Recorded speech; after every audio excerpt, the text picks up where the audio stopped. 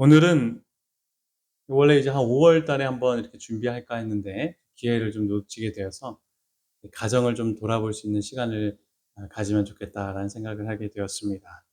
제목은 부모의 기도를 듣고 응답하시는 하나님입니다. 어, 우리 여러분들 다 부모시죠? 그죠? 예. 우리 집에서 부모로서 하나님께 드리는 참 간절한 기도의 제목들이 다 여러 가지, 한 가지가 아니겠죠. 여러 가지 있으리라 생각이 됩니다. 저로 오늘 이 시간 또 하나님의 말씀을 통해서 우리 모든 부모님, 부모 되신 우리 성도님들이 또 용기와 힘을 얻는 그런 시간이 되었으면 좋겠습니다. 삼성그룹의 선대 이병철 회장이 생전 세상을 살아가면서 마음대로 되지 않는 일 세 가지를 꼽았어요. 첫 번째는 뭐였을까요? 골프라고 해요. 예, 뭐 여러 스포츠가 있지만 골프가 어떨까요? 생각처럼 잘 되지 않는 스포츠 중에 하나가, 어려운 스포츠 중에 하나가 골프라고 해요. 그래서 이 골프 치면서 참이 마음에 안 든다, 마음대로. 그 중에 하나가 골프래요. 두 번째는 뭘까요? 예, 미원. 미원이 아시죠? 당시 조미료 시장에서 큰 인기를 누렸던 대상이 미원입니다. 이 미원을 따라잡기 위해서 삼성에서 미풍이라는 제품을 출시.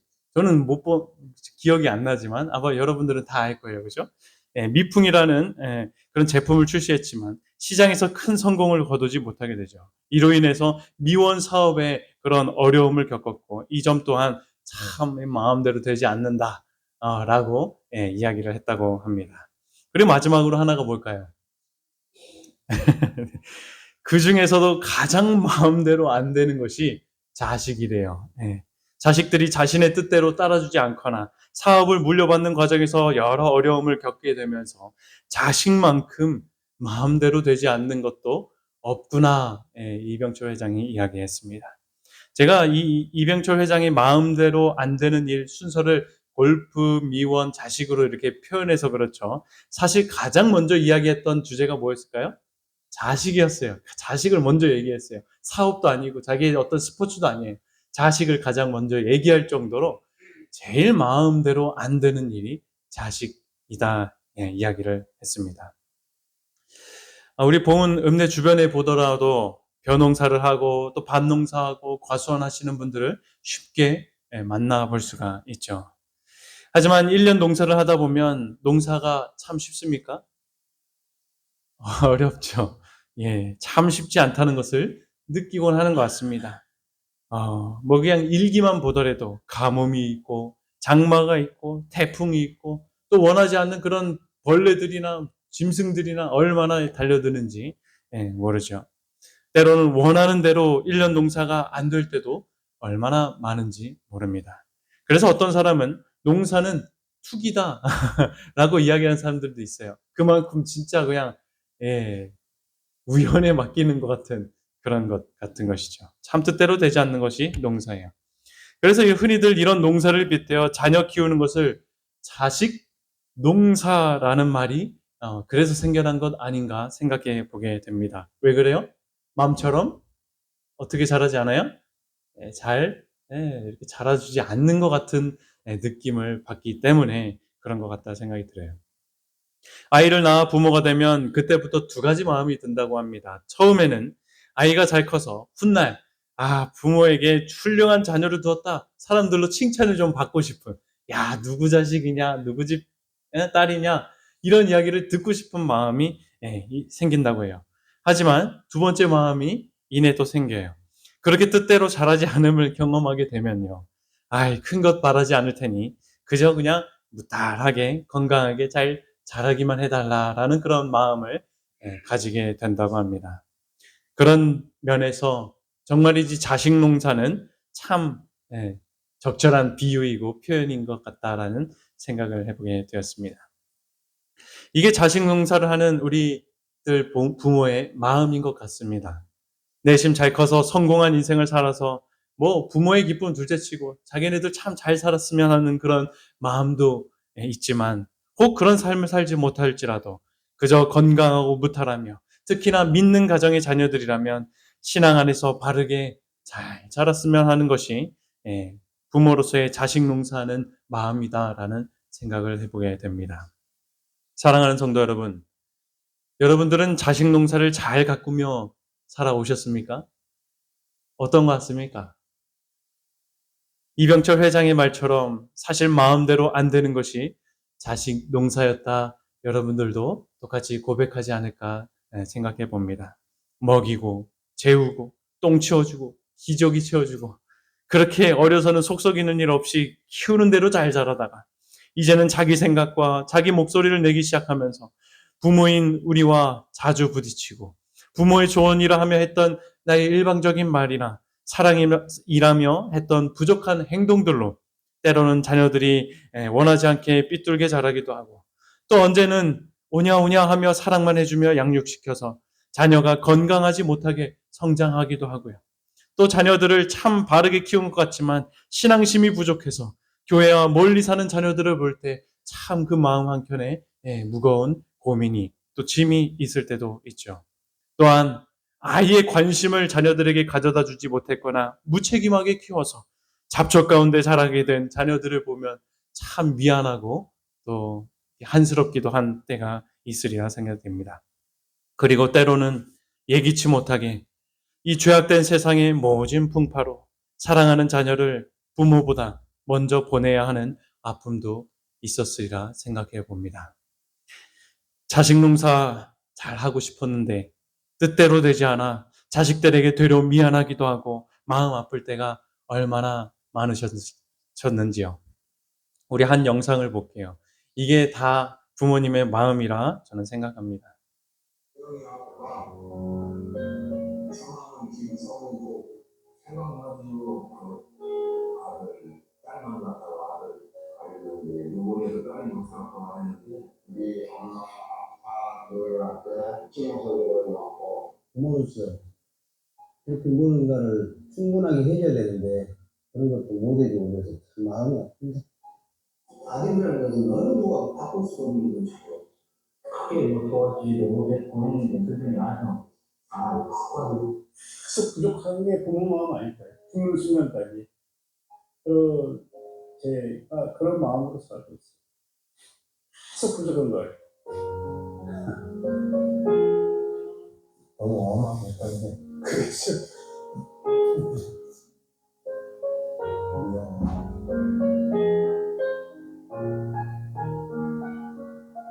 항상 날 부족하고 항상 미안하다.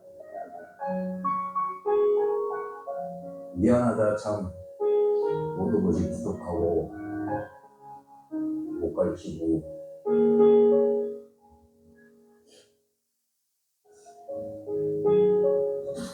이게 부모의 마음이겠죠.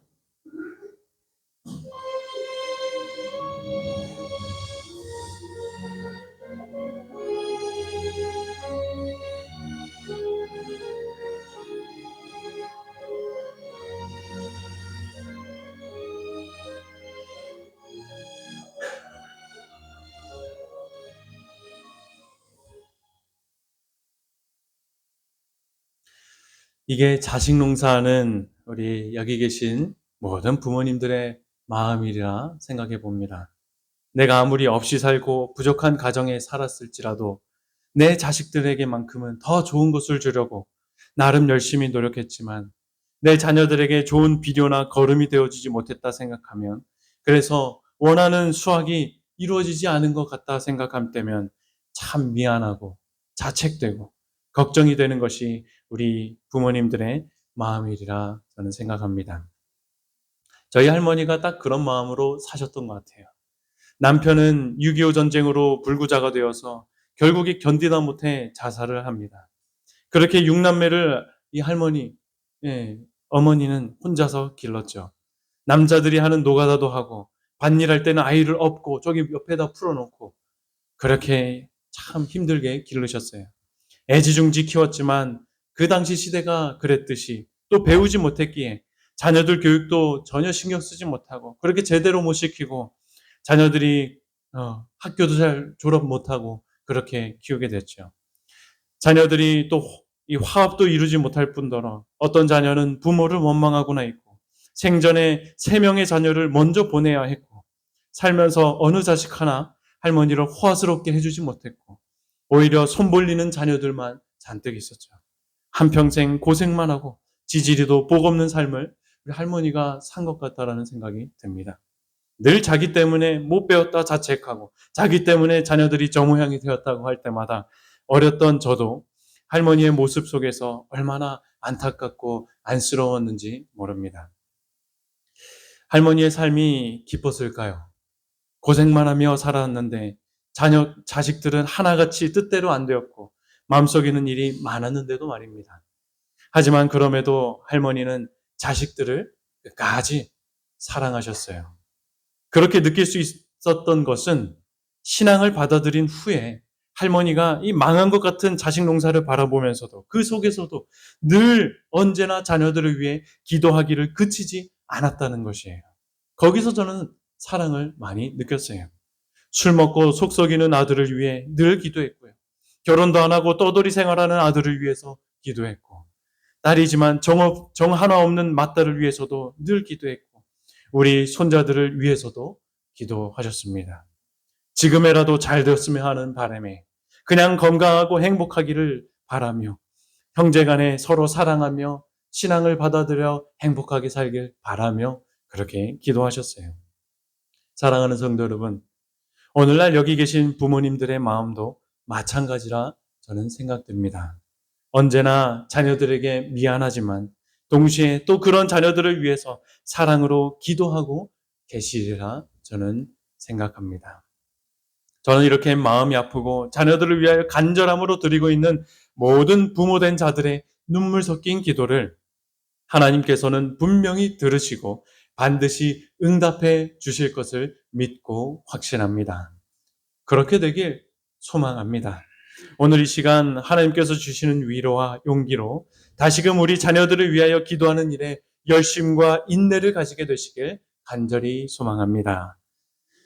여러분, 우리 하나님은 그 어떤 부모의 기도도 무관심하거나 지나치지 않는 분이심을 이 시간 다시 한번 기억했으면 좋겠습니다. 우리 하나님은 부모들의 눈물 섞인 기도에 언제나 귀를 기울이시는 분이십니다. 제 인생을 돌아보면 또 저희 가정은 부모님, 이 형제들 이렇게 돌아보면 할머니의 기도로 신앙 안에서 잘 자라고 또 이렇게 행복하게 지내고 있음을 보게 되었습니다.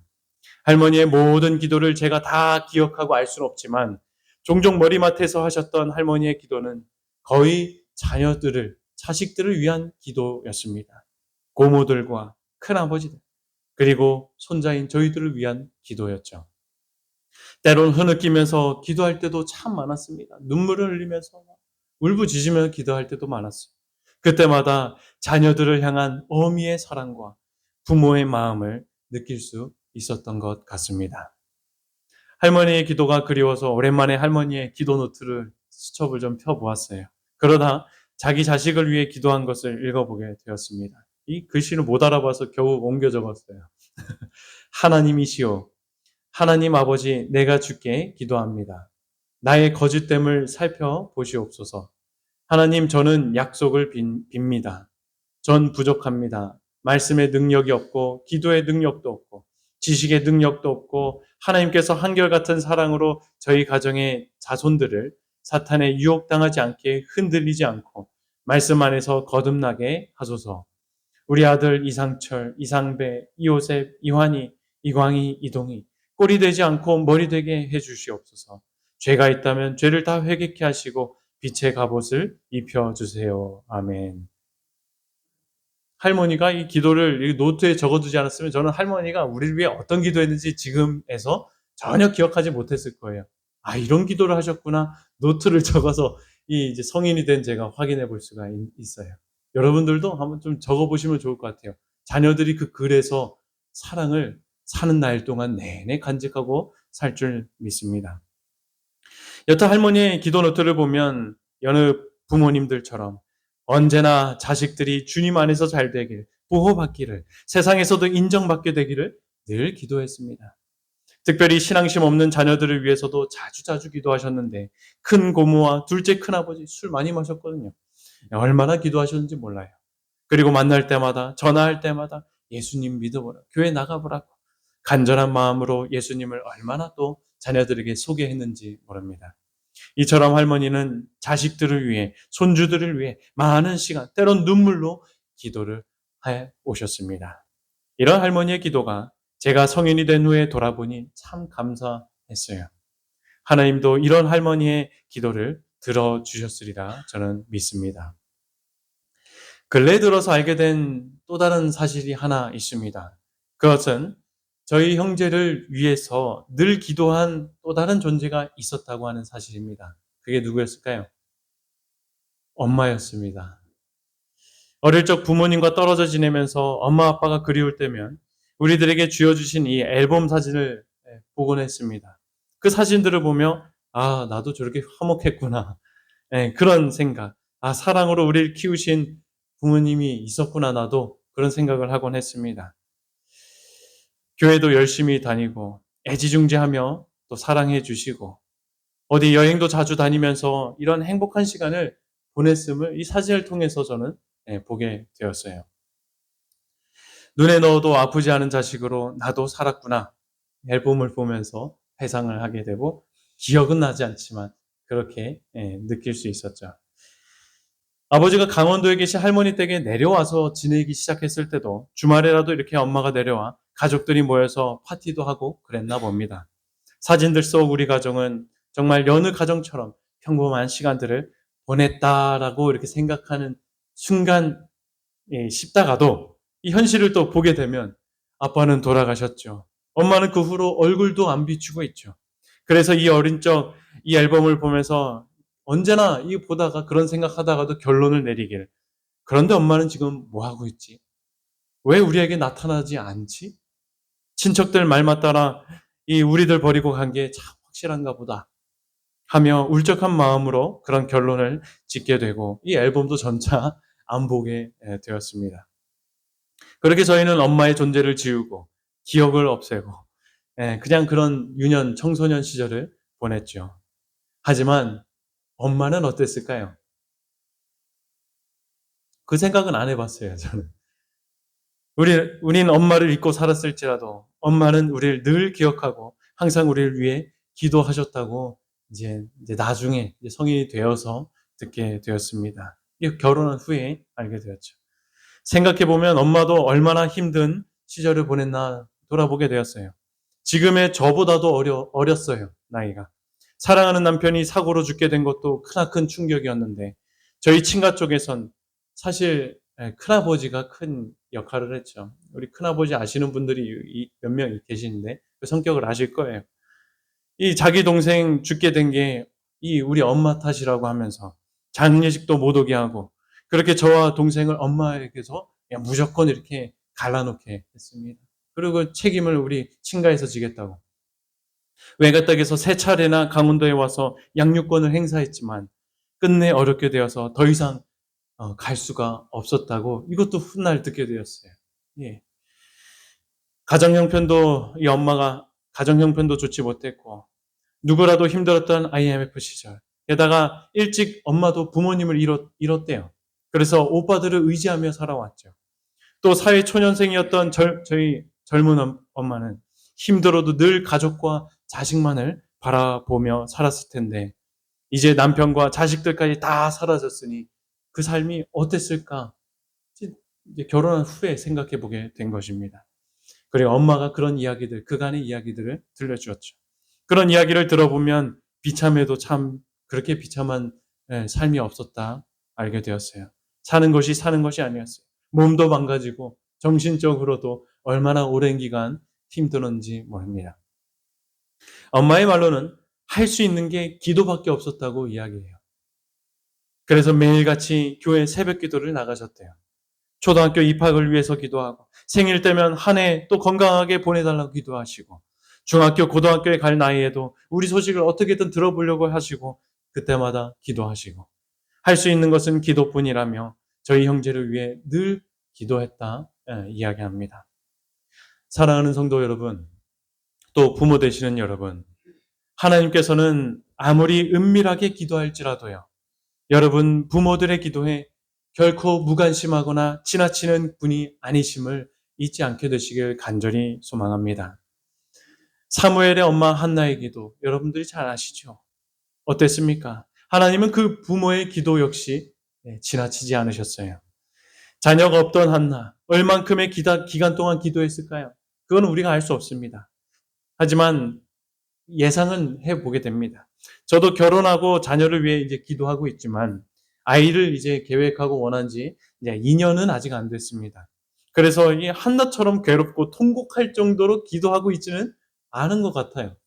그런 것을 생각해 볼 때 이 한나가 이렇게 마음이 괴로워서 여호와께 기도하고 통곡하며 서원하고 있는 이 기도의 장면은 적어도 한 내가 봤을 때 5년 이상 되고 정말 오랜 기간 자녀가 없어야 이런 마음으로 기도하게 되지 않을까 생각해 보게 되면서 아마 오랜 기간 이렇게 자녀가 없어서 한나가 이런 마음으로 기도했으리라 예상해 보게 되었습니다. 또 하나님께서 삼손의 아버지였던 마노아의 기도도 무시하지 않으셨어요. 마노아는 아내에게 나타난 하나님의 사자가 한 말이 정말 사실인지 확인하려고 기도한 것이 아니라 진심으로 자기의 자녀를 주님 안에서 어떻게 키워야 될지 그것에 관하여 진심으로 하나님께 기도한 내용이 사사기에 나와 있어요. 하나님은 자녀의 양육권을 맡기는 이런 마노아의 기도를 지나치지 않으시고 들어주십니다. 그리하여 이스라엘의 사사가 되게 하시죠. 여러분, 간절히 구하는 부모의 기도를 하나님께서는 귀 기울여 듣고 계심을 기억하게 되시길 바랍니다. 모든 자녀에게는 기도하는 엄마가 필요하다라는 책이 있어요. 한번 읽어보니까요. 이런 글이 있어요. 기도는 자녀의 삶에 우리가 할 수 있는 가장 가치 있는 일 중에 하나임을 강렬하게 그리고 열정적으로 믿어야 한다. 오랜 인내 후에 그 결과를 볼 수 있거나 당신이 세상을 떠날 때까지도 결과를 보지 못할 수도 있다. 하지만 하나님은 우리 엄마들의 기도를 들으시고 반드시 응답하신다 하면서 그 뒤에 응답받은 이야기들을 많이 이렇게 수록하고 있었습니다. 여러분, 우리 하나님은요, 자녀를 둔 모든 부모님들의 기도를 들으시는 분이심을 잊지 않게 되셨으면 좋겠습니다. 영감의 글에도 이런 말씀이 있어요. 하나님께서는 부모들의 열렬한 끈질긴 노력이 뒤따른 기도, 자녀들이 그분께 축복을 받고 그분 안에서 신실한 일꾼이 되게 해달라는 기도 들으시기를 거절하지 않으실 것이다 말씀하셨습니다. 이런 분이 우리 하나님이십니다. 사랑하는 여러분, 하나님께서 여러분들의 기도를 들으심을 굳게 믿고 인내로 구하고 계속하여 기도하게 되시길 간절히 바랍니다. 기대되는 상황이 펼쳐지지 않거나 마음같이 되지 않는 자녀들의 인생을 볼지라도 끝까지 믿음을 가지고 구하게 되시길 간절히 소망합니다. 그 기도는요, 결코 헛된 기도가 아닌 것입니다. 또 아무도 듣지 않는 그런 허무맹랑한 기도가 아닌 것이에요. 우리 하나님께서 그 기도를 들으시고 응답하신다고 약속하셨기에 그 기도는 하나님께 있어서만큼 정말 소중하고 귀한 것임을 잊지 않게 되시기를 바랍니다.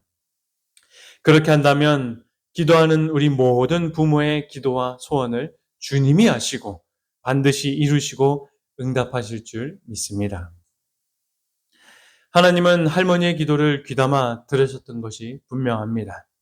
할머니의 남은 자식 4명 중에 정상적으로 지내셨던 이 작은 고모를 제외하곤 모두가 할머니의 큰 기도 제목이었습니다. 물론 둘째 큰아버지는 결국 술로 돌아가셨지만 큰 고모와 큰 아버지를 위해서 드렸던 이 할머니의 기도는 돌아보니까 응답이 되었던 것 같습니다. 먼저 큰 고모, 이 사진이 없어서 옛날에 이제 가족 사진, 결혼식 때 찍었던 사진입니다. 제가 20대 때였으니까 오랜 기간 그렇게 할머니가 기도하신 끝에 김포공항 근처에서 사셨는데 그 근처에 있는 우리 재림교회에 나가게 되셔서 침례를 받고 지내시게 되었습니다. 오랜 기간 주점을 운영했던 그 큰 고모가 교회에 나가 침례를 받게 된 사건은 하나님의 기도 응답이 아닐 수가 없었습니다. 그리고 큰아버지, 젊어서부터 종교심이 참 많았습니다. 천주교, 개신교 여러 군데 다니다가 강원도 거진에 이 노인밖에 없었던 작은 재림교회에 이제 스스로 가게 되었고, 저희와 할머니도 이제 나중에 양양에서 지낼 때 전도하게 되었어요. 그렇게 저도 재림신앙을 받아들였죠. 하지만 할머니는 이런 큰아버지를 위한 기도 제목이 있었어요. 너무 선교 열정으로 사니까 결혼 신경 안 쓰고 살았거든요. 이것저것 다니면서 뭐 가르치고 뭐 전하고 그랬어요. 일하면서. 그렇게 결혼 정년기도 넘어가고 자식도 없이 그렇게 살아가셨습니다. 할머니 그런 큰아버지가 얼른 좋은 사람 만나서 결혼해서 살았으면 하는 그 기도를 늘 하셨습니다. 그런데 그 기도도 오래 걸리긴 했지만 10여 년 전 에덴 요양병원에서 근무하고 있던 또 미혼의 집사님을 만나서 늦게나마 이제 같은 집에서 같은 밥을 먹고 살아가게 되었습니다. 비록 아직까지 뭐 당연히 자식은 없으시지만 그래도 서로 부족한 것 채워주고 성격도 서로 갈고 닦아주면서 많이 바뀌었어요. 옛날에 그렇게 드세고 가까이 가고 싶지 않은 성격이었는데 많이 좀 이게 둥글둥글해졌습니다. 여러분, 하나님은 이런 분이십니다. 부모의 기도를 들으실 뿐만 아니라 응답하시는 하나님이십니다. 저희 어머니는 인생의 큰 그 사건을 겪은 후에 오랜 기간 힘들게 사셨지만 다행히도 좋은 남자를 만나 이렇게 새 가정을 꾸리며 살게 되었습니다. 첫째 딸이 저랑 딱 10살 차이, 둘째 딸도 제 동생이랑 딱 10살 차이. 아픔이 있은 지 10년을 넘기지 않고 이렇게 일상으로 회복되었던 것 같아요. 그죠? 저희도 엄마가 이렇게 새 가정을 꾸리고 두 자녀를 다시 낳아 살고 계셨음을 알고 있었습니다. 어떻게 알고 있었냐면 이제 대학교 가면 이 가족관계 증명서를 뗄 때가 많아요. 뭐 국가장학금 신청하거나 뭐 이것저것 뭐 혜택을 받으려면 그 증명을 해야 되거든요. 그럴 때마다 떼면 처음으로 보니까 엄마가 있고 두 동생이 또 있네 라고 하는 것을 이제 서류상으로 이제 알 수 있었던 것입니다. 여튼 우린 그동안 연락이 되지 않았기에 이 가족관계 증명서를 볼 때마다 엄마는 이제 우리 완전히 있고 이렇게 새 가정을 꾸려서 잘 살고 있나 보다. 그냥 아쉬운 반, 또 뭐 그런 밤, 이렇게 생각하곤 했습니다. 그렇게 20대도 거의 다 보낼 무렵, 제가 이제 결혼을 하게 되었죠. 할머니가 생전에 늘 그런 얘기를 했었습니다. 나중에 엄마 찾을 거냐고. 할머니가 물어보더라고요. 결혼하고 그러면 꼭 찾아보라고.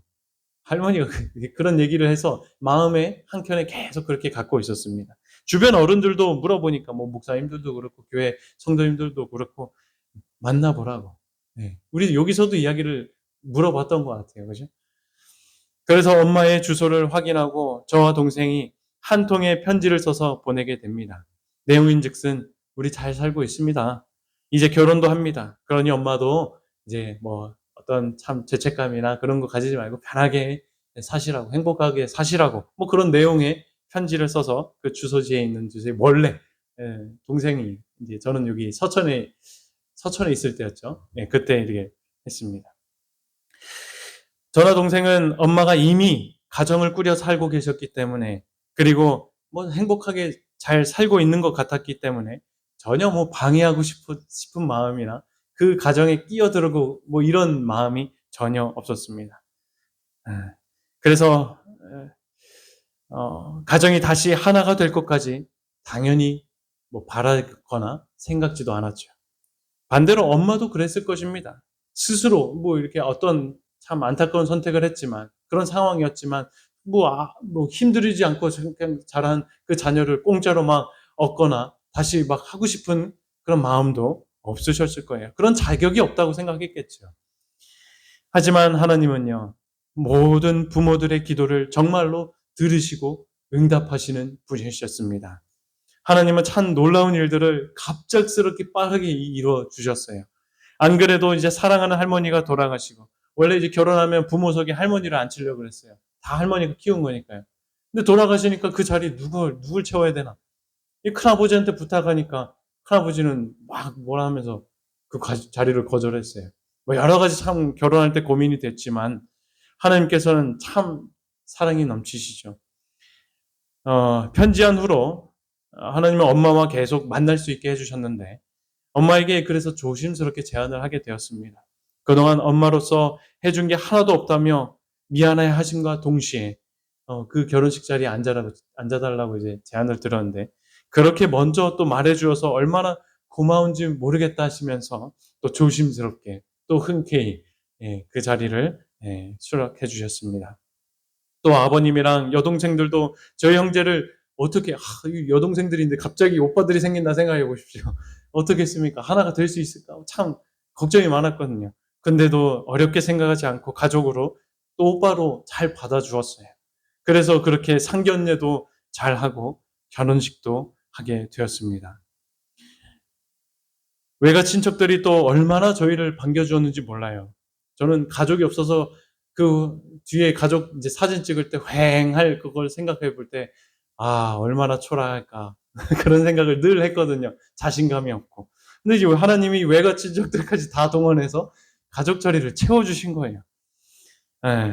참 전혀 예상치 못했던 결혼식을 할 수 있도록 해주신 하나님의 은혜에 얼마나 감사했는지 모릅니다. 결혼 후에 이렇게 조금씩 서로 다가갔어요. 이 어색한 거리와 분위기 보십시오. 뭐 앉지도 못하고 손잡지도 못하고 그냥 멀찌감치 그냥 이렇게 서서 처음으로 찍어본 사진이었어요. 그래도 이렇게 하루하루 시간이 가다 보니까 엄마 아빠라는 말도 이제 좀 익숙해지고 이 보은에 가끔 와서 보내기도 했죠. 저번엔 교회도 왔었습니다. 가족들과 많이 가까워졌어요. 제 아내도 이렇게 올라가면 이것저것 뭐 같이 또 재미있는 시간 가지면서 좀 많이 친해졌습니다. 이번에 공식적으로 가족 사진도 찍었어요. 생각해보니 이 공식적으로 가족 사진을 안 찍었더라고요. 뭐 어디 걸 사진도 없고.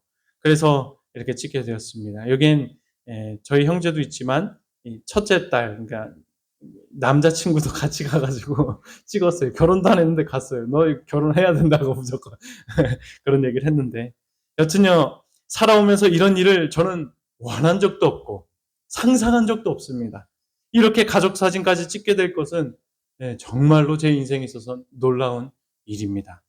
정말로 저는 하나님이 살아계셔서 엄마의 기도를 들으시고 응답하셔서 이렇게 우리 가정을 살려주신 것임을 믿어 의심치 않습니다. 이 크고 놀라운 일을 하나님이 이루어 주셨음을 저는 확신할 수밖에 없었죠. 이렇게 엄마의 기도는 20여 년이라는 긴 시간이 지난 후에야 응답을 받게 되었습니다. 우리 함께 좀 읽어볼까요? 이게 오늘 모든 부모들, 우리 가정에게 하시는 하나님의 외침입니다. 읽어보겠습니다. 너는 시작. 너는 내게 부르짖으라. 내가 내게 응답하겠고 내가 알지 못하는 크고 은밀한 일을 내게 보이리라. 아멘. 사랑하는 성도 여러분, 부모로서 구하고 있는 기도를 멈추지 않게 되시길 간절히 바랍니다. 그리고 그 마음 가운데 부르짖는 자들에게 응답하시고 우리가 알지 못하는 크고 은밀한 일을 보이시는 하나님을 굳게 믿게 되시길 간절히 소망합니다. 혹 하나님이 우리들의 기도를 응답하지 않고 지체하시는 것 같다라고 생각이 드시는지요?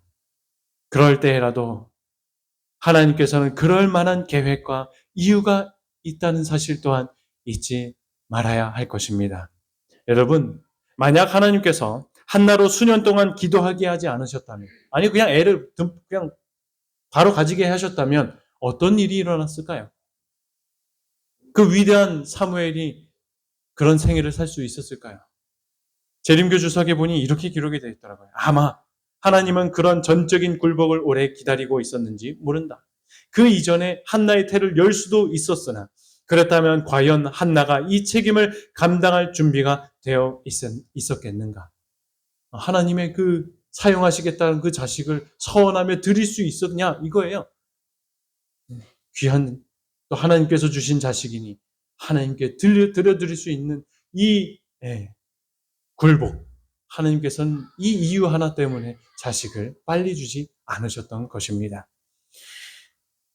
이 모든 것은 어머니 한나로 서원하여 하나님께 아들을 바치게 하시어 어지러운 시대에 하나님은 사무엘을 탄생시키시고 그 당시 마지막 사사로서 제사장으로서 또 선지자로서 역할을 감당케 하셨던 것입니다. 각시대 대쟁투 보면 또 이런 말씀이 있습니다. 세상의 지혜자들은 기도는 꼭 필요한 것은 아니며 기도에 대한 실제적인 응답은 있을 수 없을 뿐만 아니라 자연 법칙에도 어긋나므로 기적은 결코 있을 수 없다고 가르친다. 이런 생각 우리도 할 수도 있어요. 부모로서 내가 뭘 좀 해야 되나? 내가 이제 떨어져 사는데 뭐 자주자주 전화도 하고 뭐 해야 되나? 이런 생각을 할 때가 있어요. 그죠? 우리들도. 하지만 다른 방법으로 줄 수 없는 것을 믿음의 기도에 대한 응답으로 허락하는 것은 하나님의 계획에 속한다 말씀하셨어요.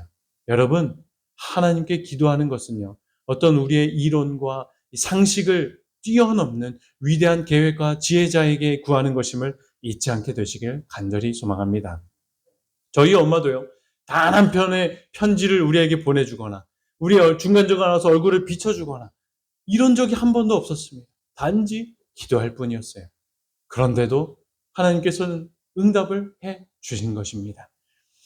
우리 부모님들의 기도에 응답이 없는 것 같을 때라도 결코 하나님의 이 높으신 계획과 뜻을 의심하지 않게 되시길 간절히 소망합니다. 아브라함도 하나님의 언약이 성취될 것을 위해 25년을 기다릴 필요가 없었죠.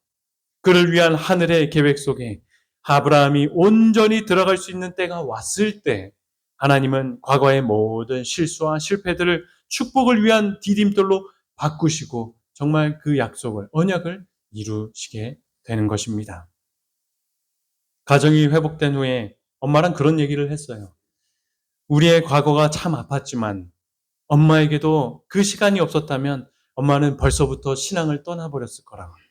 같이 교회 다녔던 그 젊었을 때 그 친구들이 사실 지금 다 교회 안 다닌다고. 엄마만 남아서 지금 교회 다닌다고. 그런데 너희들을 위해 기도해야만 했기 때문에 나도 끝까지 교회에 남아 있을 수 있었다고. 이런 얘기를 해주셨어요. 그 말을 듣고 저도 엄마에게 마찬가지라고 말씀드렸어요.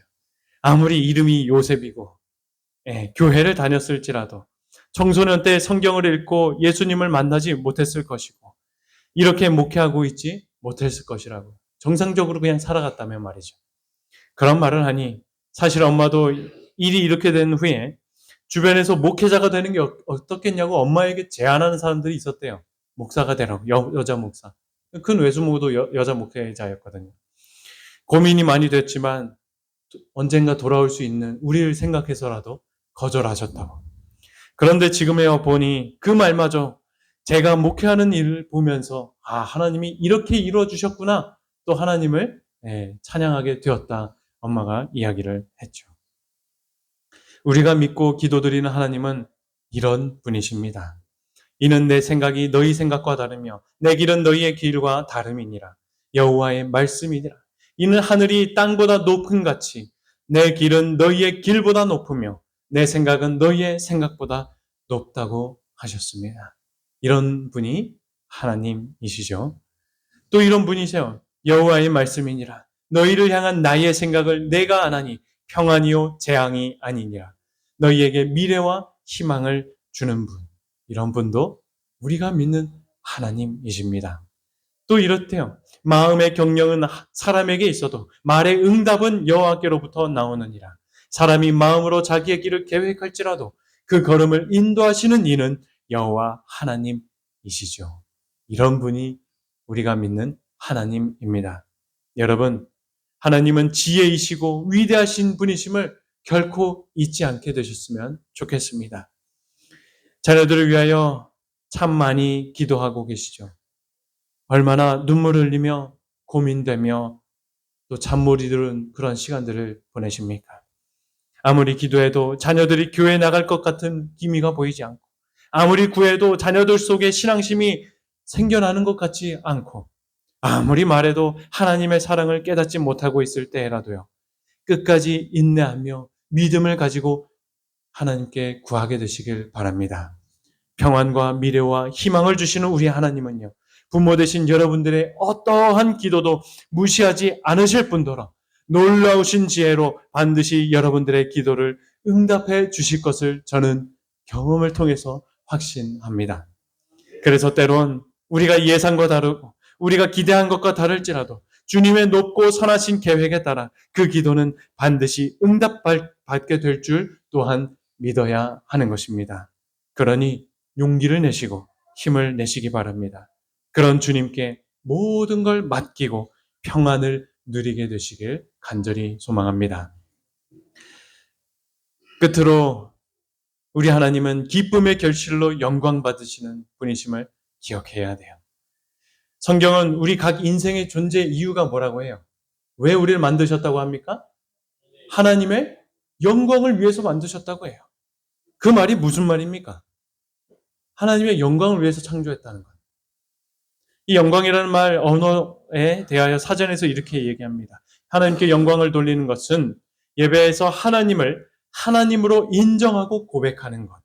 또 어떤 구절에선 이 단어를 역사를 지배하시는 하나님의 주권을 나타내는 표현이다. 말이다 이야기합니다. 또 다른 몇몇 구절들을 보면 장차 나타날 하나님의 영광을 역사와 백성을 주관하신 과거의 증거들과 연관시키었다 이야기합니다. 한마디로요. 우리 인생을 통하여 살아계신 또 각 인생의 주권자이신 하나님을 증거하는 것이 그분께 영광을 돌리는 인생으로 우리를 부르셨다는 것입니다. 그런데 우리로 그렇게 살라는 것이 아니라요. 그런 인생을 살도록 당신 스스로의 영광을 위해서 우리를 통하여 그 영광을 이루시기 위하여 우리를 창조하셨다라고 하는 사실이 바로 이 말이에요. 당신의 영광을 위해 창조하신 존재들. 그러니 우리들이 겪고 있는 고민과 고통들은 우리가 비록 이해할 수 없지만 하나님께서는 당신의 영광을 위해서라도 당신 스스로 우리 각 인생을 구제하시고 주관하셔서 살아계신 당신을 증거하시며 세상을 주관하시는 주권자이심을 주변에 드러내실 것이라고 하는 사실을 우리는 잊지 말아야 하는 것입니다. 이 사실을 믿는다면 우리의 기도의 과정과 결과와 또 내가 지금 뭘 해야 되나 나의 어떤 행동이나 행위에 대해서 어떤 걱정이나 의심을 하지 않아도 되는 것입니다. 하나님께서 때에 따라 또 때가 차면 당신의 영광을 위해 우리의 소원과 기도를 응답해 주시는 것입니다. 자기 꿈을 알게 하고 해석한 다니엘의 하나님을 고백했던 느부갓네살의 고백. 이게 우리 주변의 고백이 되어야 되지 않겠습니까? 하나님이 그런 고백 듣게 해 주신다라고 하는 사실입니다. 저희 엄마가 또 그런 얘기도 해요. 우리 가정이 이렇게 회복된 후에 주변 사람들이, 친구들이, 또 교회 다니는 성도님들이 엄마를 보면서 야, 하나님 찬양한다. 이 일을 위해 하나님이 그렇게 역사하셨구나. 이렇게 놀랍다고 이야기를 많이 했다고 이야기합니다. 신앙을 떠난 엄마의 친구들도 이 소식을 듣고 우리 자식들과 아들들과 만나게 되고 이렇게 가정이 됐다는 것 부러워할 뿐만 아니라 나도 다시 신앙하고 하나님을 믿으며 살아야겠다. 이런 고백을 듣게 되었다고 이야기합니다. 여러분, 하나님은 우리의 기도를 들으시고 응답해 주실 뿐만 아니라 하나님의 영광을 위해 우리의 인생을 사용하시는 분이심을 잊지 않게 되셨으면 좋겠습니다. 이런 하나님을 진정으로 믿으십니까? 믿으셔야 합니다. 믿게 되시길 간절히 바랍니다. 그리하여 모든 가정에서 놀라운 하나님의 크고 깊고 은밀한 일들을 경험케 되셔서 살아계신 하나님을 우리 모두가 경험하게 되시길 간절히 소망합니다. 마지막으로 이 말씀을 다시 한번 함께 좀 읽고 이 시간을 마칠까 합니다. 함께 읽을까요? 시작. 너는 내게 부르짖으라. 내가 내게 응답하겠고 내가 알지 못하는 크고 은밀한 일을 내게 보이리라. 아멘. 이 말씀을 우리 모두가 믿어 자녀들에 대한 소원이 응답되어지며 크고 은밀한 일이 나타나 모든 사람들로 하여금 하나님께 영광을 돌리게 되는 우리의 가정, 우리의 자녀들의 인생, 우리의 부부의 인생이 되길 간절히 소원하며 말씀을 마치겠습니다.